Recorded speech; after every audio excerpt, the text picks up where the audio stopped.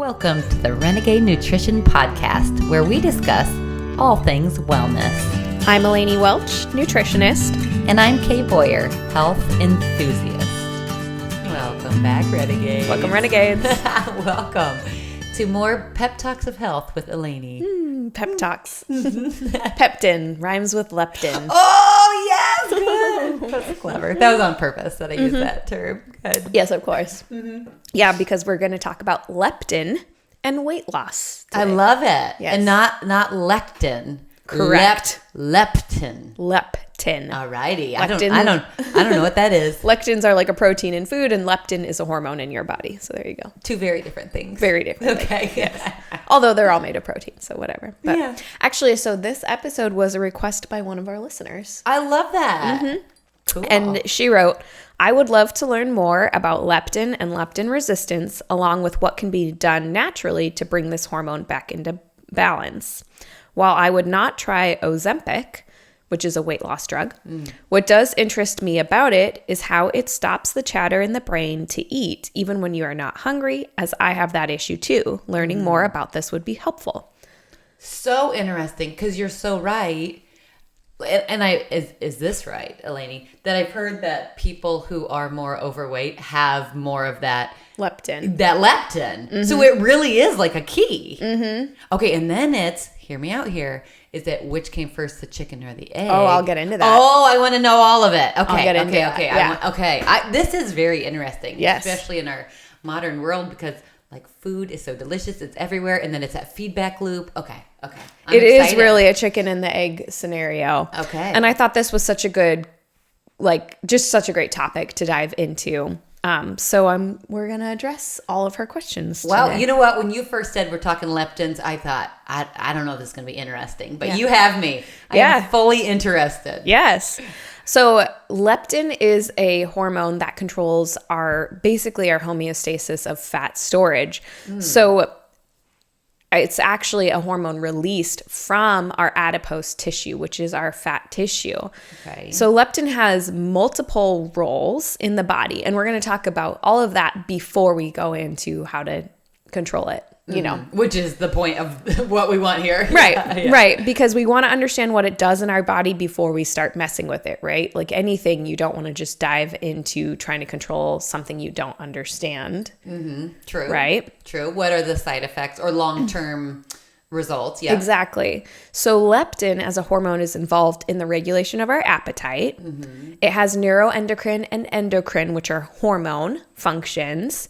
It impacts our metabolism. It impacts our immune function, and it impacts our energy homeostasis. So leptin or abnormalities are associated with a variety of metabolic symptoms and immune issues, as well as obesity.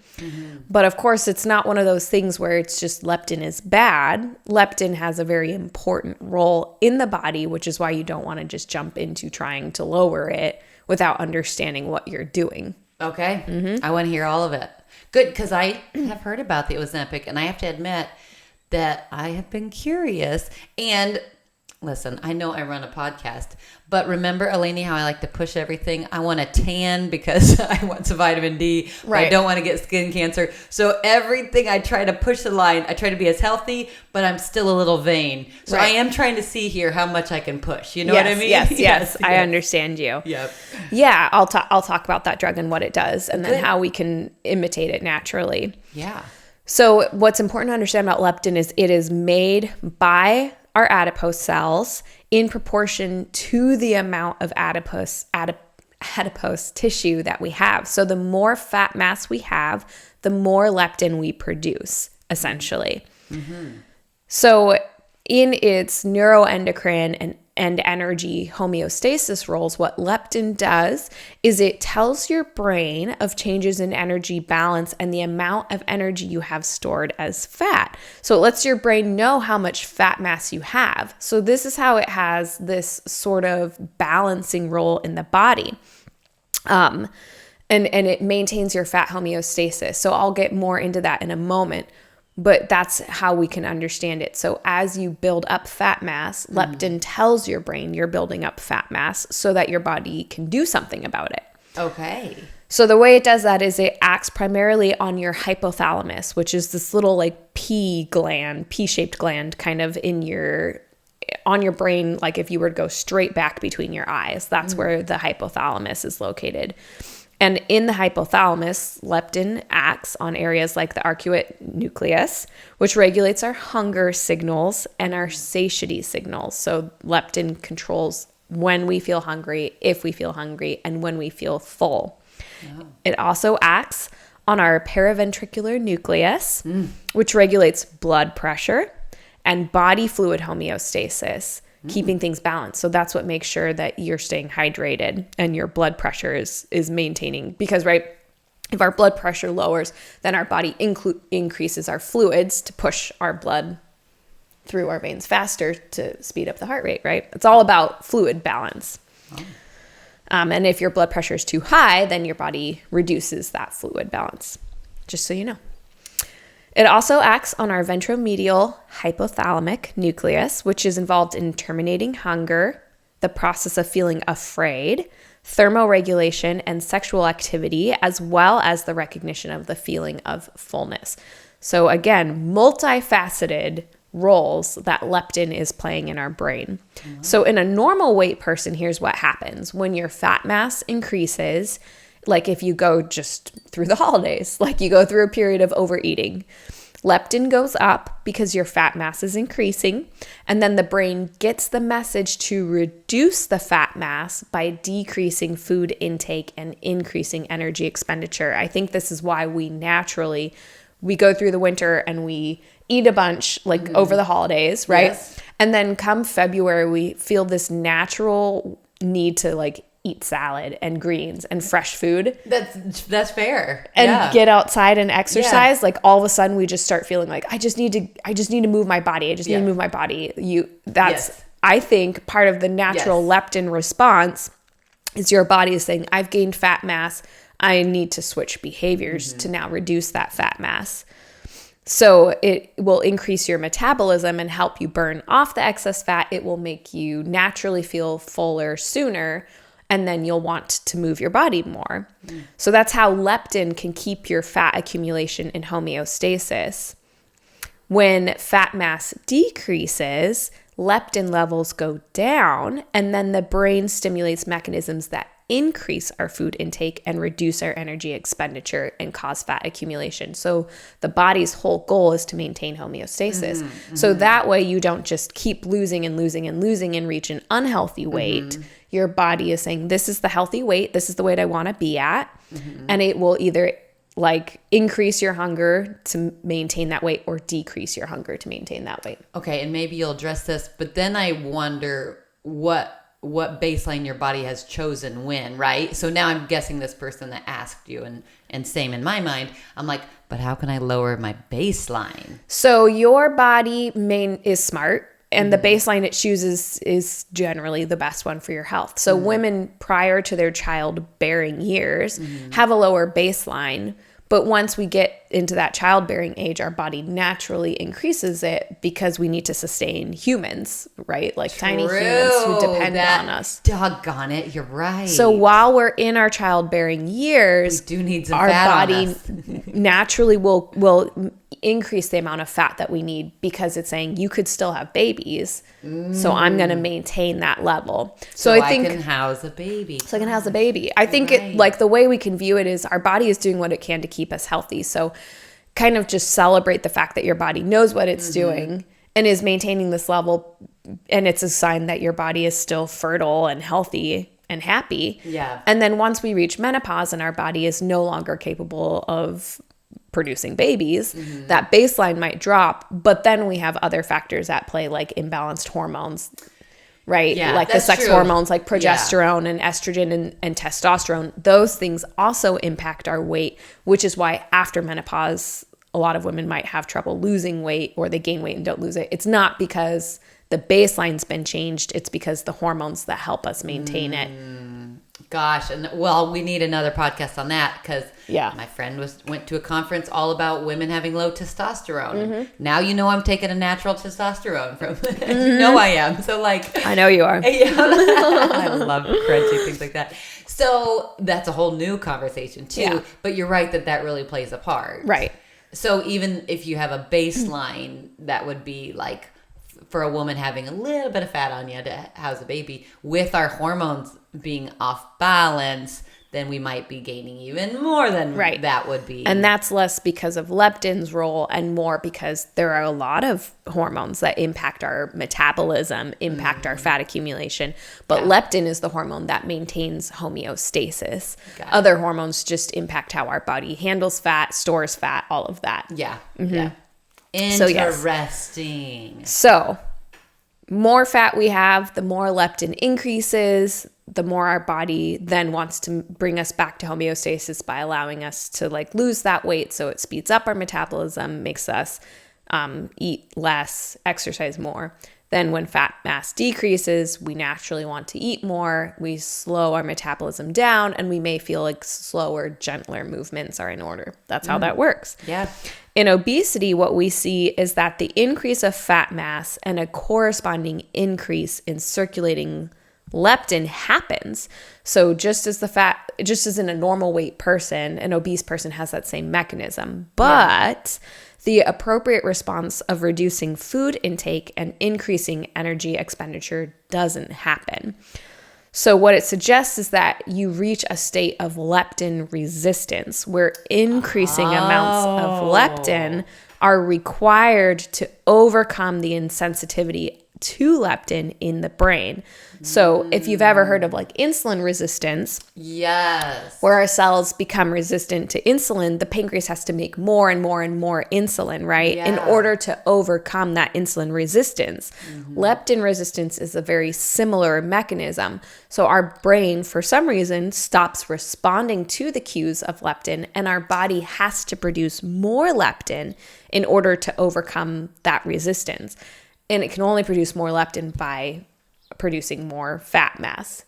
Interesting. So because leptin is produced by body fat when there's resistance in the brain, we increase our fat stores, and that's what leads to that higher amount of leptin, and then the message can finally get through. So this is how the leptin resistance then causes a higher set point for body fat mass. So the body's fat mass set point is increased now. Now the body thinks where I need to be naturally healthy is at a much higher fat mass than you actually need to be at because of that resistance. That makes me think. So for someone, like on Instagram, I see all of these like women who were on the obese scale, and then they decide to like, just eat whatever, paleo and work out 12 hours a day, whatever, and now they're skinny. So that really makes me think, gosh, did they have to really just self-control past that? And I mean, I think they can build those habits and do that. But now once they're maybe at a weight that they're satisfied with, I wonder if the leptins go back to a lower, or are they still always fighting that? No, we'll get into it. You can change it. Okay. Okay. Interesting. Just like you can overcome insulin resistance, you can overcome leptin resistance. And I'll go through how to do that. Interesting. Yeah. So interestingly, it seems like what animal studies have shown is that if we can prevent leptin resistance in the hypothalamus, then we'll also prevent obesity. So what we've kind of noticed is that leptin resistance precedes weight gain. So it's not necessarily that you gain weight and then become leptin resistant. It's that you become leptin resistant and then you gain weight. How do we get leptin resistant? How do we get leptin resistant? This is the question, the $1 million question. So this was what Kay asked me at the beginning. Is it the chicken or the egg? So it seems like whichever one you want to call leptin resistance, it seems like that's the one that comes first. So if you are obese, you don't want to focus on reducing leptin. You want to focus on reducing leptin resistance and making new receptors to pick up on the leptin so that your leptin sensitivity is increased, because leptin has an important role in our body, right? So we don't want to just like start hacking away at that. Yeah. What we want to do is address the root cause, which is the resistance. Yeah. So there are factors that cause leptin resistant. And so the first step we need to do is reduce those factors that increase our leptin resistance. So, wow, I am all ears here. That yes. is so fascinating. So what is our very first, okay, take a guess. What's our very first factor that we talk about a lot on this show that could increase leptin resistance? Oh gosh, it's got to be stress. Cortisol? Oh, hey, you're close. You're close. It's inflammation. Inflammation. And stress is a big contributor to inflammation. So you're right. That's a contributing factor for sure. Okay. Inflammation is one of the biggest things that impacts leptin. So we know that pro-inflammatory cytokines, which are those inflammatory signals, they can contribute to inflammation, and they inhibit leptin signaling in a whole bunch of different cell types. So in this case, leptin gets to the brain, but the hypothalamus can't sense that it's there. Oh. Then the fat mass has to increase to produce more leptin so that eventually you bombard the hypothalamus with enough leptin that it's like, oh, there's leptin, right? Yeah. Okay. I'll let you little in. Yeah. So inflammation is one of the biggest contributing factors to leptin resistance. And of course, inflammation can be caused by a lot of different factors like stress. Yes. There's also, of course, foods that promote inflammation, processed and refined foods in particular, sugar, Yeah. unprocessed, improperly prepared grains. So if you don't soak them or cook them long enough, even good whole grains can increase inflammation because your body can't break them down. Wow. Also, gut infections increase endotoxins because some bacteria release endotoxins. So when we have an infection with a type of bacteria that releases endotoxins, that causes intestinal permeability, inflammation in the gut. Yes. Those endotoxins can get out through the permeable intestines. They get into the bloodstream. Then you have overall body-wide inflammation, not just gut inflammation. And then that can lead to leptin resistance in the hypothalamus. Wow. Certain micronutrient deficiencies and fatty acid imbalances also promote inflammation, like having too high of an omega-6 source in your diet and not enough omega-3 sources in your diet. Micronutrient deficiencies, if you're mineral deficient, if you're vitamin deficient, those things cause inflammation and increase leptin resistance in the brain. So all kinds of things, which as you're maybe kind of arriving at in your own mind, an imbalanced diet kind of contributes to all of these, right? It causes the gut infection. Yeah. It causes the micronutrient deficiencies. It causes the fatty acid imbalances. Causes the inflammation. So I knew this was a healthy pep talk. I knew it. I knew it. So in order to decrease the factors that cause leptin resistance, we need to decrease inflammation, which we can do by removing inflammatory foods from our diet. We need to address and heal any gut infections. We need to look for toxicities like heavy metal toxicities or glyphosate or anything that's causing toxins to accumulate in our body. That's a big one. And we need to remove sources remove any sources of those toxicities, and we need to replenish any nutrient deficiencies. So that's a really big picture look at the things that we need to do. And obviously those would be 5 different podcast topics on their own. We can't get into all of those, but I think especially remembering, when we have toxins, environmental toxins, heavy metals, anything like that, our body also protects us from those toxins by storing them in fat. That's how it basically encloses them in our body, keeps them out of our bloodstream so that they're not damaging our brain, damaging our organs. Yes. So fat accumulation that's sudden is also oftentimes a sign of toxin exposure, which now we also understand can cause leptin resistance. So it kind of all makes sense, right? Yes. It's all connected. Okay, so Very, very interesting. now let's talk about the second part of the question, which was, while I would not try Ozempic, what does interest me about it is how it stops the chatter in the brain to eat, even when you are not hungry, as I have that issue too. So why do people eat when they're not hungry? I think that's a good question, right? Like, and it's multifaceted. There's not just one reason why we do that. Yeah, I had so many answers in my head. I was like, because it's delicious, because I'm bored, because it feels really good to me. Yes. Yeah, yep. So one of the biggest reasons is that modern food is created to make you overeat it, right? So crave it. This is real. I mean, there are actual food scientists who work every single day to create food that makes you overeat. That is addictive. That's their job, because their job is to help sell a product, and the product only sells if people eat it. So when I was finishing my master's degree in nutrition, I read this book called The End of Overeating. The author is David Kessler. Interesting.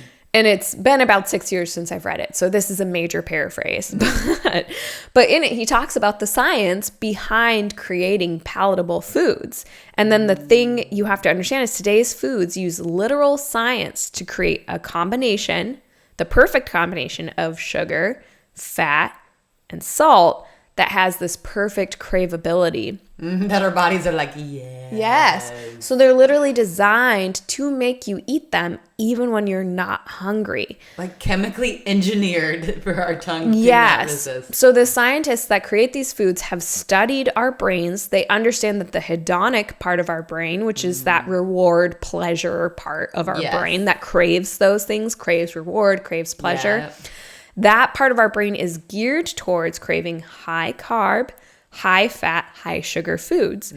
Because up until very recently, when we consider the span of human history, those foods were not readily available. So this was an important part of our brain that made us crave those foods, because when they became available, we needed to eat as much of them as we possibly could, right? Today, that's not the case. But these foods still trigger those reward centers that are hardwired in our brains. So when I say reward, what I mean in this context is that it reinforces the behaviors that trigger that part of our brain in response to stimuli. So in this case, that behavior is eating. Yeah. Because that reward center is saying, oh, I need this, I need this, I need this.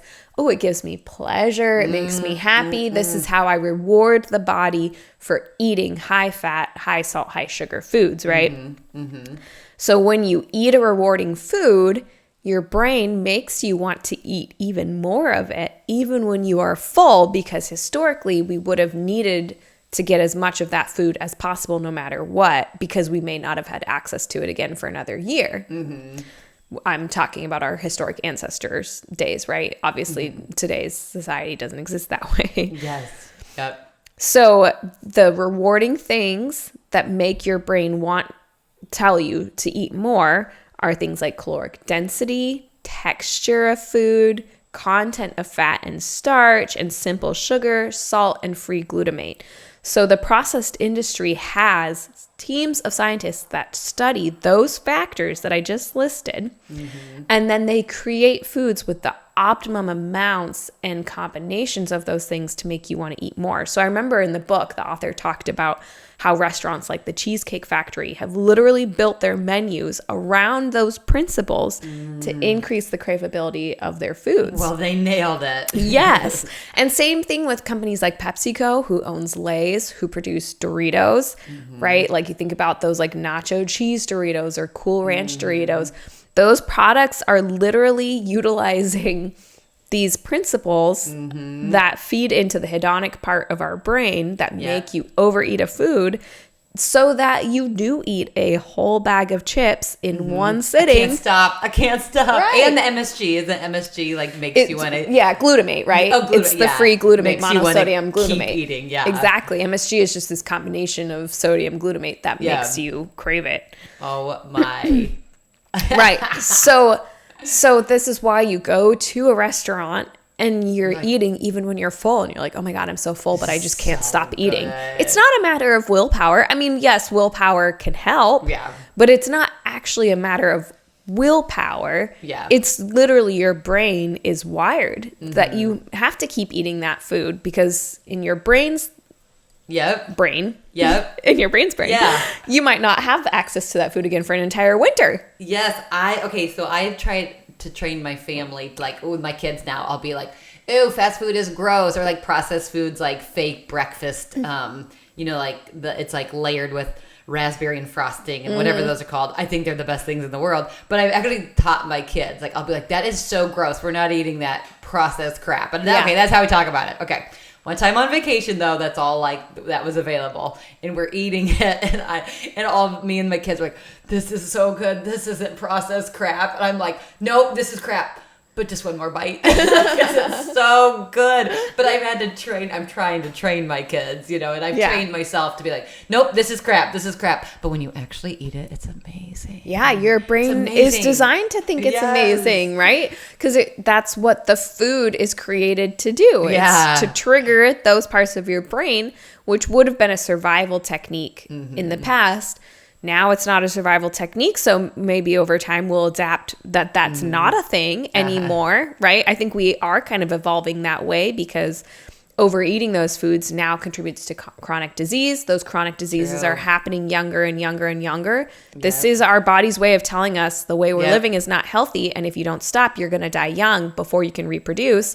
And the people who don't live that way, who can master that hedonic part of their brain, are going to live longer, have more offspring. So this is how evolution happens. What helps me more in the immediate to help with that hedonic side of my brain is that my body then goes and poops itself. I have to run to the restroom. So my body has a quick feedback loop. Yes, you liked it in the moment, but 10 minutes later you really don't like it. Now you can think about the consequences. Yes. Hey there, Renegades. Eleni here, briefly interrupting this episode of the Renegade Nutrition podcast. I wanted to highlight a company that Kay and I have recently discovered that we love, and that company is Bulletproof. Bulletproof sells high-quality nutritional supplements, and every product that Kay and I have tried from them personally, we have found to be excellent.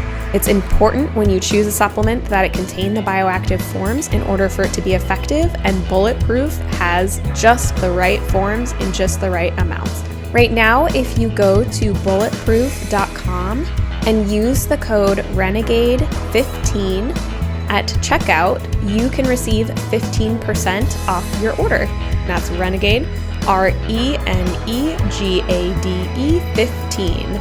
Use that code at checkout to get 15% off, and we'll earn a small commission too. Thanks for your support. All right, back to this week's episode of the Renegade Nutrition Podcast. So I think the important thing to understand from this is that we don't just eat any food when we are full, right? We eat foods that trip this reward system and bypass the satiety signals in our brain to trick us into eating past when we are full. I think that's a really important point, because if we can avoid the foods that trip that reward system, then we can avoid overeating.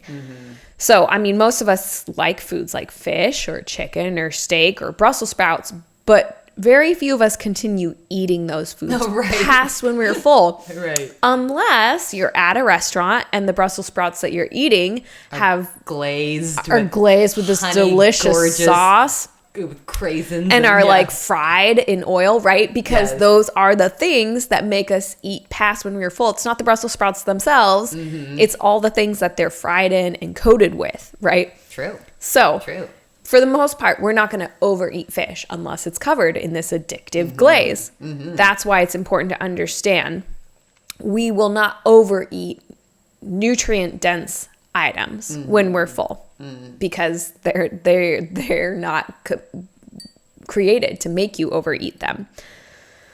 Okay, so we'll get into some tips in a minute, but I want to talk about how drugs like Ozempic work, because that was part of the question, right? So drugs like Ozempic are something that are known as a GLP-1 analog. So GLP-1 stands for Glucagon-like peptide. It is a hormone that's naturally secreted by our body that helps stimulate insulin secretion in response to consumption of glucose. So you can just remember GLP, glucose. That's an easy way to kind of understand it. So examples of drugs in this class that have that effect are like exenatide, lixisenatide, liraglutide, albiglutide, dulaglutide, and semaglutide. They all kind of have similar names because they all have similar effects, right? So GLP-1 analogs mimic the effect of GLP-1, right? They're an analog. They mimic it. So in individuals with type 2 diabetes who have lost their ability to respond well to insulin, they can basically take this GLP-1 analog and produce enough insulin to overcome that insulin resistance. So essentially, the GLP-1 analogs help revive the body's ability to produce insulin, which is why they're used in the treatment of diabetes. Because when we become insulin resistant, our natural endogenous GLP-1 cannot keep up with our body's insulin needs. And that's when we run into trouble, right? Then our blood sugar gets high because insulin helps our body absorb glucose out of the bloodstream. If we don't have enough insulin, our bloodstream fills up with glucose, and then we can go into a diabetic coma and all these terrible things.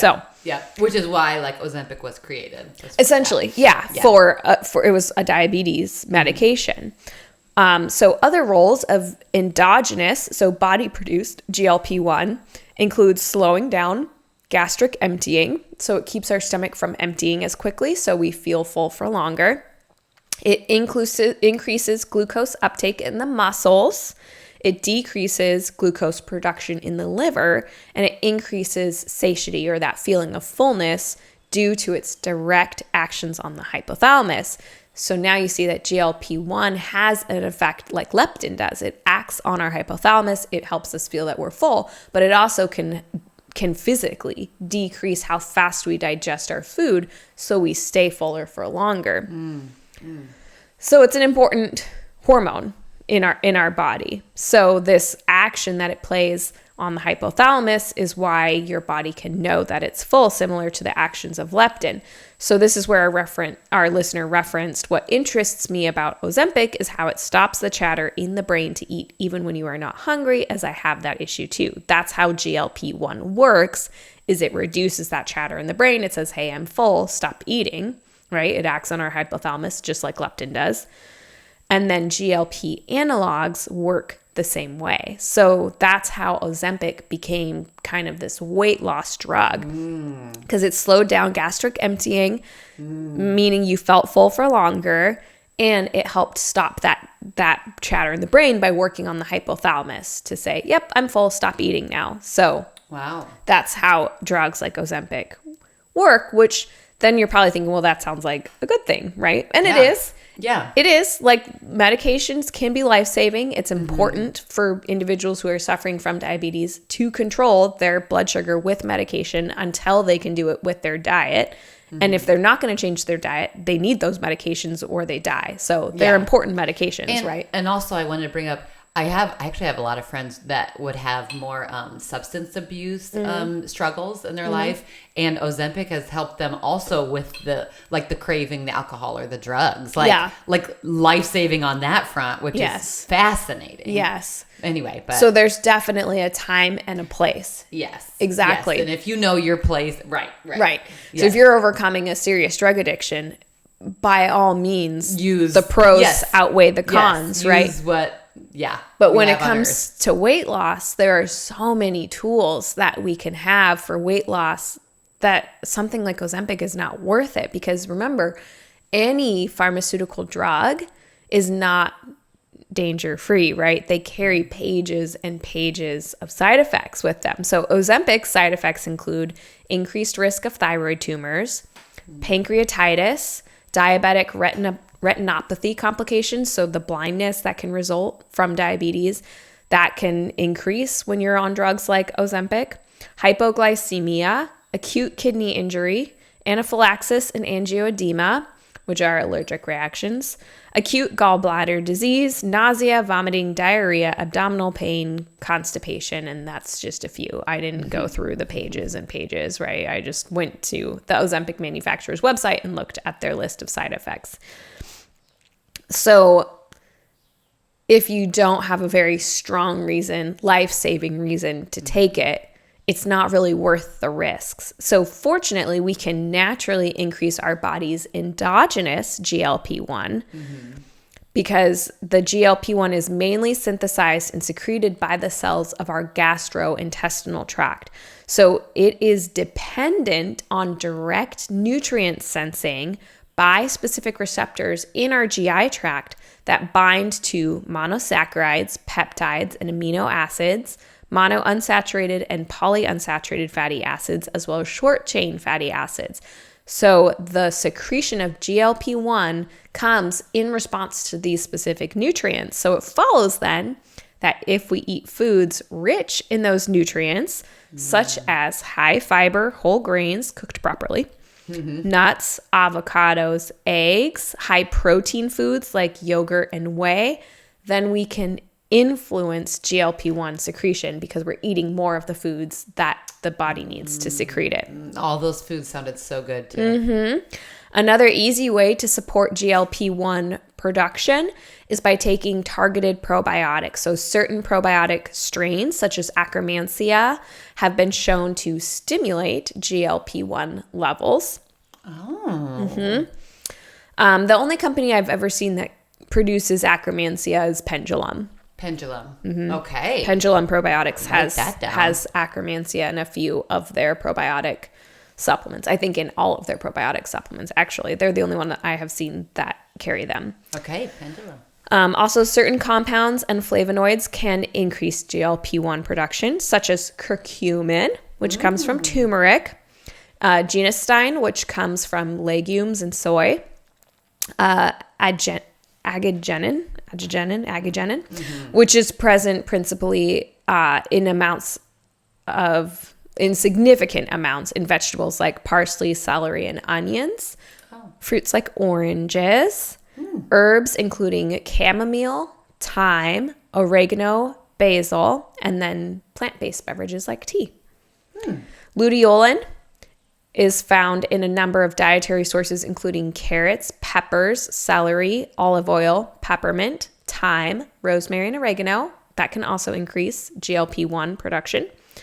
Myricetin, which is found in tea, berries, fruits, wine, and herbs. Procyanidin, which is found in flowers, edible flowers, nuts, fruits, bark, and seeds of various plants. So I think when we say bark and eating bark, the first thing that comes to mind is something like cinnamon. Resveratrol, which has been found in more than 70 plant species, but is especially abundant in grapes and in small amounts in wine, but mostly in grape skins. So might as well just eat the whole grape. And quercetin, which is found mostly in onions, grapes, berries, cherries, broccoli, and citrus fruits. So I have just described a lot of components of a very healthy diet. Yeah, those all sounded like great food. Right? Yeah. And a varied diet. This is why we talk about the importance of getting a varied diet. Yeah. Because these are things that maybe you're not coming into contact with if you're eating a really limited diet. But if you're eating a varied diet, having lots of herbs, having citrus fruits, having berries, having high protein foods, having, whatever, you name it. That's where you can get naturally a dietary source of something that will increase your GLP-1. So essentially eating a protein and plant-rich diet with lots of variety to it can naturally increase our endogenous GLP-1 without all the nasty side effects that something like Ozempic brings with it, right? So just to summarize everything, our best ticket to weight loss is to increase leptin sensitivity by decreasing inflammation, which we can do by removing inflammatory foods and toxins from our diet, addressing and healing any gut infections, looking for heavy metal toxicity, removing heavy metal exposures, replenishing micronutrient deficiencies, and then we can improve our natural ability to detect satiety and stop eating when we're full by avoiding processed foods that trick us into eating past that point, and eating a varied diet rich in protein, plants, and herbs, which will surprisingly also address any micronutrient deficiencies. So we'll address the leptin and the GLP-1 if we eat a high nutrient density diet. Have you ever heard, and this is, if you haven't heard of this, you can comment, whatever, but of the herb supplement, whatever, called berberine? Oh, okay. So in this craze with all the Ozempic, brother-in-law, he was like, okay, well, I have berberine, and so you can start taking it. So I did take berberine for a little bit, and I don't know if I necessarily did too much. I know it affected me go to the bathroom. Look, I'm talking about poop again on here. Yeah. Which kind of helped. I don't know if that helped. Like I felt cleared out. But do you know, because that's sort of the idea, is to make you feel full so you don't eat as much. Do you know much the credibility of it, or? Yeah, I mean, berberine has a lot of clinical effects in the body, of which satiety is maybe one of them. Okay. But it also impacts other bodily functions like your GI health. I think it can impact, I can't remember if berberine is the one that also impacts blood pressure. I'd have to go back and look it up. Yeah. But I think you want to was it all natural, or? It is natural. I think it comes from Oregon grapeseed. Oh, okay. I think it's an extract. Don't quote me on that. I think it's an extract from that. Okay. So anytime you're doing an extract of something very targeted and specific like that, you need to be careful because you're producing clinical effects in your body, and if you don't need it, you don't need it, right? So like it might affect one thing, but it affects other things in your body too. So this isn't our next cure that we need to be looking into. I mean, honestly, anytime we can just get what we need from our real diet, food. real food, Movement. That's what I'm into, because even when you, maybe it's not a popular opinion, but even when you get into supplements like that, it's not much different from a pharmaceutical, right? Okay. It is different. Like it's not going to have this, it's not chemically made. It's not going to have the same horrendous side effects, but it can have side effects. Got it. And that makes sense. It's kind of that Band-Aid approach rather than getting to the root cause.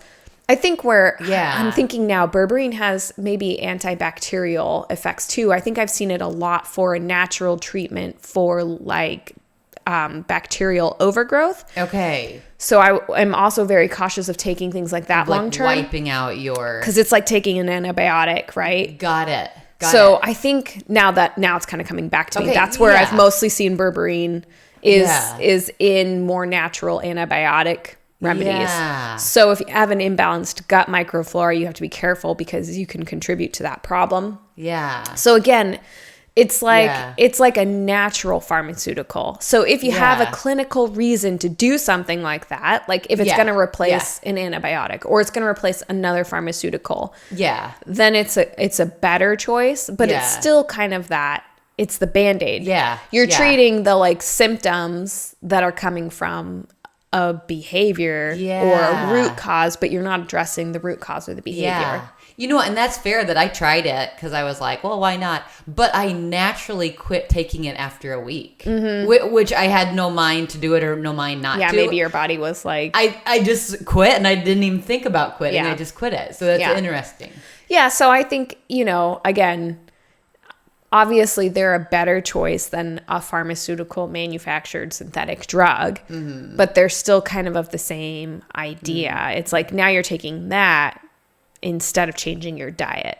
Yeah, yeah. Or you're doing that instead of like eating at home more often. Yeah. So I think that is, hopefully this helped address those questions. It's, it can sound oversimple, like changing your diet. Yeah. Right? But that is like the root of everything. The root of everything. It really is. The older I get, the more I realize. And we just have to realize if we don't do that, things aren't going to change. So we can take all the pharmaceuticals or herbs or whatever we want. But if we don't change our diet, we're just masking the symptoms. We're not addressing the root cause. So ultimately it comes to all of the behavior and lifestyle issues that contribute that. And if you just avoid those processed foods, don't have them in your house and don't go to restaurants 5 nights a week, which can be hard. That's a whole lifestyle change. I know a lot of people who have very busy jobs and they work late, and in their brain, the only way they're going to eat dinner is if they eat dinner out. But that's not actually true. It just requires a change in your habits. It requires some sacrifices. But if you want to be healthy, eating at restaurants a lot can be really sabotaging, because even when you're eating healthy foods like fish, they might be coated in things like sugars and salts, and not that those things are bad every once in a while, and salt certainly isn't bad in the right amounts. But when we're getting too much of it or MSG added in, then we're running into trouble. So even if we're making healthy choices on a menu, we may not be aware of what's in the sauces and what's in the salad dressings, and they may be contributing to that overeating because they may be bypassing those satiety signals in the brain because they're accessing that hedonic part of our brain that's like, ooh, this has salt, sugar, fat. I'm going to eat more of it. Yeah. And I do feel like the rise of the Ozempic has been in response to our modern lifestyle. Everyone is like, holy crap, I'm overeating. I need something to help. And I think it has. But I like your response. It is really just like, well, if we can take ourselves out of the modern way of living, then we don't need to have that fix for the modern way of living, right? Which has some consequences. And here's what I'll say too is being obese and overweight is the number one risk factor for chronic diseases, heart disease, cancer, diabetes, Alzheimer's, all of those things, right? So if you are just absolutely desperate to lose weight and you're not finding anything else that helps, then I think there are pharmaceuticals that have a place, right? But it shouldn't be your long-term solution because you're looking at increased risk of cancer, you're looking at digestive problems. So use it as a tool in its place to get if you absolutely have to, right? To me, it's like that wouldn't ever be my first line of defense. It's not what I would never work with an obese patient and be like, well, just take Ozempic until you lose enough weight to exercise or until you lose enough weight to get your leptin down and then I'll help you. Yeah, I feel Your response is like, well, let's fix like your life factors. Yeah, let's fix your life factors and I truly believe at that point you'll lose the weight on your own. But, I know that not everybody is ready to take that step. Not everybody's ready to work with a health coach. And so if it's the difference between doing nothing and staying obese or losing weight and taking a pharmaceutical, okay, well then, if you're not going to change your lifestyle, then I support taking the pharmaceutical. If it's the thing that's going to help you lose weight and reduce your chances of chronic disease, just know it can also cause chronic disease in and of itself. So it's not a long-term solution. I don't know if that makes sense, but to me, it's like... Yeah, I get it. I don't know. It's like, if you're not going to change your lifestyle, then fine, take the drugs. That's what they're there for. Yeah. They're there to make it possible for people to lose weight if they don't want to change anything about their lives. But I don't know. If you're not willing to change your life, you're not going to keep the weight off and you become dependent on a drug like that. So yeah, that's true. There was studies that after quit taking Ozempic, within a year, you're back to your original weight. So there is something to that. Because it's not changing the behaviors. Yeah. It's just making you eat less, but you haven't done anything naturally within your diet to address those behaviors. Yeah. Yep. It's the modern plight. Yeah. Overeating and amazing food, but then the consequences of all of that. So... Okay. Yeah. Well. So anyway, if we keep living in this world and living according to the principles of this world, then we do need medications, and that's just a choice. Yeah. And there's no judgment. Honestly, there's no judgment from my end. I know it's like I'm a nutritionist, and of course I believe there's better ways to do things, but I don't ever judge people for just doing what they have to do to survive. I don't know. I just don't. Yeah. I don't look at somebody and think like, wow, you've really messed up. I just look at people and I see the product of what's essentially been abuse of the food industry and the system. And like, it's designed to make us sick.